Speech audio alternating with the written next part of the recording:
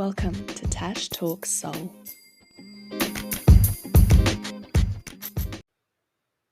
Hi and welcome back. Today I want to talk about the importance of protecting your energy. Now it's going to be a little bit of a story time, but here we go. When I was little, and I'm not actually sure how old I was maybe 8 years old, maybe 10, but I remember driving in the back of the car with my little sister. She wasn't feeling well, her tummy was hurting her, and she was just miserable the whole car ride. And I remember reaching over and I put my hands on her tummy and I closed my eyes and I concentrated. And I had no idea what I was doing, but I knew that what I was doing was the right thing to do. And I remember knowing deep in my soul, I knew that I could make her better. And then after a few moments, she breathed a sigh of relief and she was happy that her tummy wasn't sore anymore. She was only little. She would have only been maybe 5 years old. And I was happy that she was happy. I sat back into my seat and I was looking out the window and bracing myself against my sudden tummy ache. And fast forward to being an adult and my then husband complaining of a sore shoulder or a sore neck and me obliging a massage. And I love massaging people. There's just something about touching people with healing intent and getting into their energy and setting things right. I really enjoy it.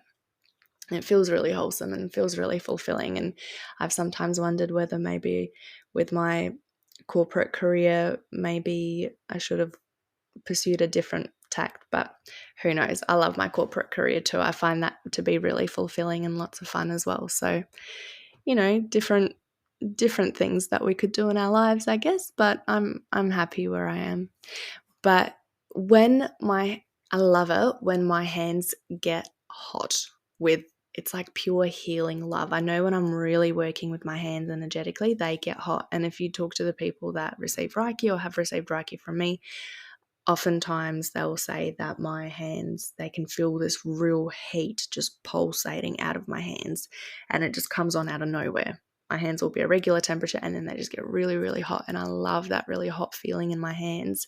It's just the best feeling in the world. I could just do it all day long, but I can't always. So I would find that I would, massage a sore shoulder or a sore neck or whatever it may be. And then I'd go to bed and then I would wake up in the morning with whatever ailment I was trying to fix the night before. So if, my husband's left shoulder was sore, my left shoulder would be sore. Or, the right side of his neck, I'd wake up and my right side of the neck would be sore. And he would say, "Oh, I feel so much better. Gosh, that feels great. Thank you." And I would say, "Cool, I'm glad that helped." And then internally, I'd be thinking, except now I'm suffering with a phantom version of it because it wasn't my own body that was sore. It was kind of, I don't know, an echo, like an energetic pain echo. I don't even know what words to put on it, but I would be feeling it. And so for a long time, I was thinking, am I doing something wrong? I had no framework, nothing to put around it. And I thought, is this what I'm destined to do? I've always had, healing hands. I've had a lot of people tell me that. And my mum has lots of stories about me as a kid, poking around, a sore leg or a sore whatever, and it would just disappear. The pain would just go away. So I've always been that way, but I was finding it quite difficult because I felt like I was being limited to my own capacity to hold this pain for other people. And there was only so much pain that I was willing to hold in my own body and then still be able to show up in life and function. So I wasn't sure, am I just meant to be a container that transmuted their pain into my own and eventually passed it? It didn't feel right intuitively, but it's all I knew. But eventually, as I kept getting older, I found myself drawn to learning about energy healing and Reiki. I remember catching a tram into work at the time, and I would be reading all of these books on my Kindle app about energy healing and, shamanic principles and all these concepts that were just really resonating with me. And I learned a few things from those books, but it wasn't until a bit later I eventually found a Reiki master and I finally learned the difference. Now, how I found my Reiki master is actually a really interesting story in and of itself, but we'll save that one for another time. Otherwise, we'll be here for 3 hours. So when I started learning Reiki, I realized that what I was doing, I was actually giving away my own life source energy and it was draining me. So I was hurting myself in my quest to help heal other people. And I'm sure that everybody's got examples of when, we've given ourselves to somebody or something and we're pouring out energy into it or them, and then we're left feeling super drained. And then, of course, there's many possible subtle energetic reasons for this, or there might be more fundamental reasons like your human design. But anyway, I think often we can find the root cause is we're giving our life force energy away. And sometimes you might be happy to share a little bit of your life force energy in small amounts and with people who are really close to you, like your partner or your children. I used to think that my energy was strong and pure and that I could heal anything. And maybe in theory it could, but what good is that for sustaining my own energetic balance? I found that was draining me and hurting me. So instead, through Reiki, I learned to tap into source energy. And the way that I personally access this is through quite a simple visualization. Other people might do this differently. I know I keep talking about we're all different and we all process things differently. So I'm a very visual person. Visualizations work well for me, might not work great for you. So I've been initiated into Sui Reiki, so perhaps my experience might be slightly different. I don't know, but I honestly believe that as energetic beings, the universe expressing itself in human form, that we are all capable of this. Okay, so first I ground myself, and I've got a whole episode on this, grounding meditation, episode 6, I think it is. So once I've successfully calmed myself down, I've centered myself, I can feel my crown chakra opening, and then I visualize a bright beam of light descending from the heavens and connecting to it. And for myself, I used to picture this as a relatively thin beam, and then later it seemed to grow and get bigger, maybe to be the width of my head. Whatever visualization works for you. Receive as much as you're happy and comfortable receiving. I've got a little fun fact actually in terms of receiving energy and giving that energy. When doing Reiki on a being that's higher up vibrationally than you, their energy intake can be higher than you can easily provide. So when I do Reiki on my master, the first couple times I did it, I felt so faint and dizzy, like I couldn't even stand up. It's like her capacity to hold that energy is so much greater than mine. And in my attempt to provide that for her, I was really finding that to be quite challenging. So, and conversely, when I had a student practicing Reiki on me, it was the most strange sensation. It felt like I was parched out in the desert for months, and then she came along to give me water. But it was like all that thirst, but I could only drink it through a tiny little straw.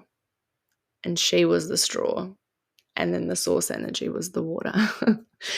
And I think that's maybe kind of how I was with my Reiki master. I was this tiny little straw, and her capacity for that energy was so much higher just through practice and time. It's a really interesting energetic dynamic. But I feel like in instances where this happens, where vibrationally they might not be a big disparity, but the thirst for energy is strong, or maybe there's a lot a lot of energy coursing through because the person that's receiving is in great need of it, consciously or unconsciously.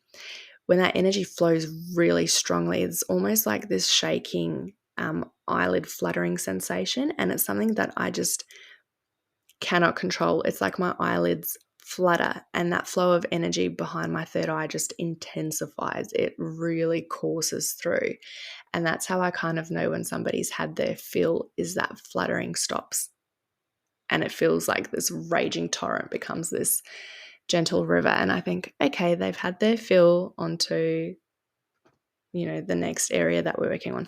But anyway, I digress. That was completely going off topic.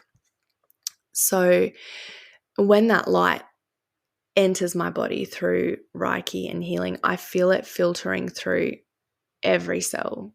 You can almost feel it vibrating and healing, and it fills you with pure love, pure source energy. And I get this sensation in my head and my third eye and behind my actual eyes, which feels like a very soft, gentle pressure with almost a little bit of light. And sometimes my whole head feels like I have champagne bubbles just pouring over it. And it's this beautiful energy just flowing through my whole body and out of my hands into whatever I'm doing. When I was giving birth to my second son, I Reiki'd myself for the entire labor, and my third eye was so strained and almost so sore for about a week afterwards because I was concentrating so hard and trying to stay focused. It actually had almost like a physical impact on me, tired me out. I know Reiki's not meant to tire you out, but I think I was just concentrating so hard that I overdid it a little bit. But back to the point of protecting our energy, whenever I use this technique whilst doing a massage, it's usually reported back to me that it's the most wonderful, relaxing massage, and the sore body part feels much, much better. And then most importantly, for my own well-being, I stop taking on people's pain and I stop draining myself. And it's almost like the person receiving is able to receive greater, and I'm not damaging myself in the process. So this is relevant for people that are healers or this way inclined, or maybe do work with other people where you might be unknowingly giving away your life source energy. And sometimes I do sense that someone might be carrying some darker, denser energy in the form of pain or maybe stagnant energy. I visualize myself grounding them and then sending this energy of theirs down their column of grounding light. So never taking it onto me and sending it down through mine, because I found that this kind of dirties me, and then there's more risk of that residue staying in my body and having that phantom pain linger. So it's just safer not to do it. I don't want to retain the pain and the discomfort in my body. And then the same goes during Reiki treatments. Sometimes, I have this thing that I like to do where in a massage or during Reiki, one of the reasons that I feel like I can be so effective is I can actually feel in my body what the other person is feeling in theirs. So if I'm going through doing Reiki on somebody, I can sometimes, not always, pinpoint, you've got this vertebrae out, I can feel it out, or you've got a sore shoulder.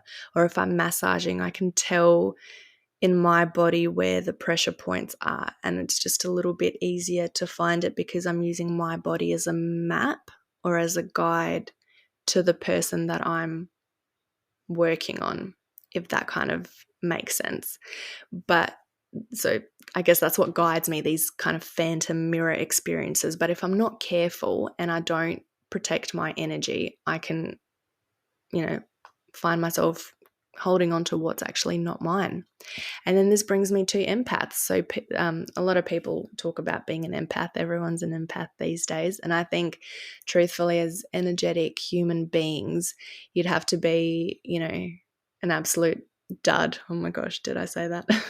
To not pick up on at least some sort of energy, some sort of vibes, you walk into a room, you can kind of tell what's going on there. When you meet a person, you can kind of tell when something's off. You don't have to be completely psychic, but I think all of us have a general sense and can pick up on these energies. We can sense when someone's in a bad mood, or walking into a room, if someone's had a fight, you can kind of feel it in the air. And can probably talk about that in and of itself, but I think right now is a complicated time in the world, and we're going through a huge shift as a collective. And globally, it's to be expected that some of us are going to pick up on that more keenly than others and be kind of thrown around and affected by energies that aren't even our own. So it could confuse you and make you feel like this is your stuff, and you feel like, why am I feeling so anxious? Why am I not sleeping? Why am I in a tears and emotionally unbalanced and uncentered? I'm okay. I'm actually happy in my life. I'm not stressed. I'm not anxious. But why am I feeling this way in my body? There's lots of reasons why that may be, but one of the reasons could be that you're just picking up on other people's vibes and it's not your own stuff. And a clear and easy way to touch on this and check is to ask yourself, is this mine to process? And then you pause and you check in with yourself and you see what your body tells you. And usually if it's not yours and it's just something that you've picked up as you've been going about your day, then that sensation of anxiety or stress or doom or whatever it might be, whatever it's been manifesting as, will start to dissolve. And then if it doesn't and it sticks around, then check in with yourself and see how this could be something that you need to work through, because it is your stuff. And you could try cutting cords. I can do an episode on cord cutting. You can journal on it, you can meditate, do some breath work, you can do tapping, whatever tools you have at your disposal to help you sit with your feelings and process them, to allow them to flow through you. Lean on that. Use those tools. Use whatever you have available to you. And, so giving our energy away to people, whether you are a healer or not, whether, you might be somebody, even like me, like I struggle going to really busy, noisy, loud places because the energy is just sapped from me and I can feel it happening. Sometimes I'll be even on public transport and I can feel my hands starting to tingle and I'm like, okay, which one of you has picked up on the fact that you could receive some healing right now and your energetic body is making making the most of it. If you are somebody that's even introverted and you feel drained, or if you're, heading into a meeting, a catch up with somebody that drains you, or, people joke about, Thanksgiving and Christmas with the family and it's going to be so challenging emotionally. I personally have a lovely time with my family, but, if you do have challenging family members, then this could be something that's relevant to you, that you just brace yourself and think, oh gosh, I need to protect myself. I need to put a wall up, just going through life. Other people, we are energetic beings and people can, siphon our energy, take our energy, or even sometimes, this is very, the whole evil eye thing, depending on which culture you're from and whether you believe in that, other people's negative intentions onto us can also have an impact. I personally choose not to believe that other people's negative intentions can bring me down. I have protections in place for that, but it's just, it can't hurt, can it? Just to protect yourself. So you might be thinking, okay, well, how do I protect my energy? You've described all of these situations and scenarios where we might be giving our energy away or where people might be taking it. And how do I protect myself? So one thing that you can do is cord cutting. cord cutting is where it's a simple visualization exercise. Something that works for me is if you have had some funky vibes between you and another person, just visualize them standing in front of you, and a cord connecting their heart center to your heart center. The cord can look, feel, be as thick or thin or whatever color feels good to you. And just look them in the eyes and imagine that cord being cut, whether you actually get scissors and cut it or whether it just falls apart. And then that cord is broken. Then visualize, if it's got almost tendons or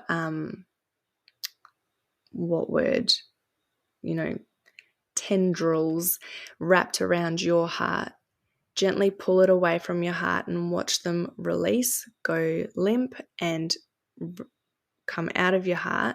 So this cord and these tendrils that were connecting it to you are now out of your body, and you can drop it on the floor or you can hold it in your hand and then visualize it just being pulled up into the sky and dissolving into sparkly silver light or whatever feels good for you in that moment, but it's gone, it's taken care of, it's out of you. And just send love to that person. You can also pull it out of their heart and do the same thing for them on their behalf, and it just can release the connection of the tense energy. I do this all the time, and it's not even, you can use it as a spiritual energetic hygiene practice where you're doing this with everybody. I do this with literally everybody. I even do this with my children, and it's to refresh the connection. So whatever leftover stagnant energy you're carrying around, move it along, get rid of it, refresh it, so that next time you come together with that person, you've got a fresh, clean slate. The energy is clean and clear and fresh, and you can just have a lovely time together. Or you might have people in your life that you actually want to cut ties with, and you can do that with the intention to actually call back any energy that you've sent to them or they've taken from you, and vice versa, return their energy to them. You can visualize cutting that cord. You can visualize yourself turning your back to them and walking away. You can visualize them. My mum does this by visualizing them on a ship, and that ship is sailing off into the sunset. And once it's gone, it's gone. They're gone out of your life. I've had the imagery come to me in a dream about a person who I had a challenging time with, and they were on a train with me, and then they got off at a station and they waved at me as the train departed the platform, and I knew that was it. I wasn't going to see them again, and I haven't. They've left my life completely. So you could do it that way. So whatever resonates for you and makes you feel good, you could cut cords in that way. You could also put protections in place, so you can either picture yourself being surrounded by light or a bubble. It can be whatever color you want. People usually go for white, silver, gold. It might be light pink, it might be yellow, it might be baby blue, whatever feels good to you. You might like to picture something more solid, like a golden egg, like you're a little golden chook sitting in a golden egg, and that's protecting you. Whatever feels good to you, picture yourself surrounded. Close your eyes, and with a strong intention of protection and safety, picture your preferred visualization. And just pour your intention into it. There's no right or wrong way to do this. You can say something like, only love can enter my space. And that's something I do regularly. Only love can enter my space. Only love can enter my space. And I just repeat it over and over until I believe that. That's setting my expectation for my life. Only love can enter my space. I do not entertain or tolerate anything other than that. And, like all of this, it's not a one and done. It's a process. You might need to come back to this every day or every week or once a month. Whenever you feel like those protections have dropped and you just feel a need a little pick-me-up, you can do that. It's like you have a shower. This is energetic hygiene. Or you could repeat, I am love, and really feel that I am love. I am my highest self. I am love. And sit in the energy of how that makes you feel. And I also like to add that anything that anybody sends my way is lovingly returned to them. So if somebody's praying for me and sending me, all the most beautiful intentions and, love and things that life have to offer, thank you so much, you absolute angel of a person. May you be blessed. May you receive all these good wishes and blessings back onto yourself as well. And same goes for if you're sending nasty thoughts or hoping to see, me fail or suffer or whatever it may be, even if it's not intentionally maliciously directed, you can thank the person for the energy, but have it back. You reap what you sow, and you can sow your own energetic seeds. You don't need anybody else's help. So you can add and weave additional intentions into your protection, your visualization, grounding yourself, making sure that you're grounded and centered so your energy isn't in this manic, hectic state, which doesn't help. And you can do all these things. You can do it for yourself. You can do it for your family. You can do it for your home, your car, whatever you desire. I regularly picture all the people that are near and dear to me in my life, and I do this for them. And I do it for my kids. And I just, cleanse their energy and then protect it. May they, even if it helps just with a tiny little thing in their life, I think it's worth doing. It makes me feel good. It makes me feel more loving. And I've noticed for myself since I've started doing this, I feel better and I feel less drained. And I feel like, it's almost bizarre to say, I almost feel like I look younger. I don't know if I feel younger. I mean, I had 3 kids in 5 years. That makes me feel not very energetic and youthful as some days. But I feel like since I started keeping an eye on my energy and tapping into source energy and sharing that rather than giving my own, and protecting my energy, protecting my space, being very mindful about what I let into it, I just feel lighter. And, if it helps you feel lighter, then happy days. But try these tips out, see if you notice yourself feeling any better, and let me know what you think. Hope you have a lovely day. Bye.